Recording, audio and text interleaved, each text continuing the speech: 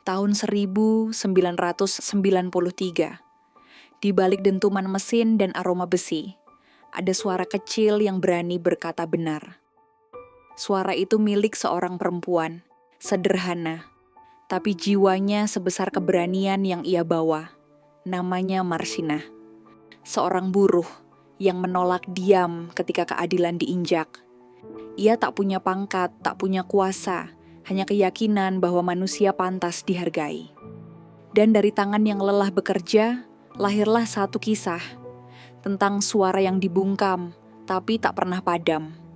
Ia bukan siapa-siapa, tapi di matanya ada semangat yang tak biasa. Marsinah percaya bahwa menjadi buruh bukan berarti harus diam.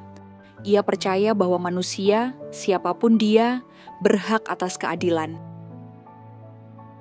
Marsinah lahir di Desa Nglundo, Kecamatan Sukomoro, Kabupaten Nganjuk, tahun 1969.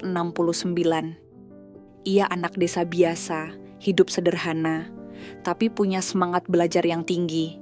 Sejak kecil, ia tahu kerasnya hidup. Orang tuanya petani dan ia terbiasa membantu di sawah. Setelah lulus SMA, Marsinah bekerja di sebuah pabrik arloji di Porong, Sidoarjo. Pekerjaan itu tidak mudah, jam kerja panjang, upah kecil, dan tekanan besar. Tapi Marsinah menjalaninya dengan tekun. Ia dikenal cerdas, rajin menulis, dan selalu mencatat hal-hal penting. Awal tahun 1993, pemerintah kala itu menetapkan kenaikan upah minimum. Namun, pihak pabrik menolak memberlakukan kenaikan itu. Bagi sebagian orang, ini sekadar angka. Bagi pengusaha, ini hanya membah biaya usaha. Tapi bagi para buruh, ini soal hidup dan mati. Marsinah mulai berbicara. Ia membaca peraturan, menyalin isi keputusan pemerintah, dan menuliskannya di kertas. Ia ajak rekan-rekannya berdiskusi, mendorong mereka untuk menuntut hak. Tanggal 3 Mei 1993, para buruh mogok kerja. Mereka berkumpul di depan pabrik, membawa poster dan juga harapan. Di tengah kerumunan itu, Marsinah berdiri, tak dengan amarah, tapi dengan keyakinan. Kita hanya menuntut yang seharusnya jadi milik kita, katanya lantang. Namun perjuangan itu tidak disambut dengan dialog. Beberapa hari kemudian aparat datang memanggil para buruh satu persatu. Situasi menjadi mencekam. Tanggal 5 Mei 1993, Marsinah menghilang. Ia tak lagi pulang ke kos, tak lagi muncul di pabrik. Teman-temannya mulai khawatir. 3 hari kemudian, di sebuah gubuk di Wilangan, Nganjuk, seorang warga menemukan jasad perempuan muda. Tubuhnya penuh luka. Itu adalah Marsinah. Kabar itu menyebar cepat. Tangis, kemarahan, dan ketakutan bercampur jadi satu. Perempuan yang hanya menuntut keadilan, kini jadi korban kekerasan. Kasusnya dibawa ke pengadilan. Tapi penuh kejanggalan. Beberapa orang sempat dijadikan tersangka, tapi semuanya dibebaskan. Hingga kini, pelaku sebenarnya tak pernah diungkap.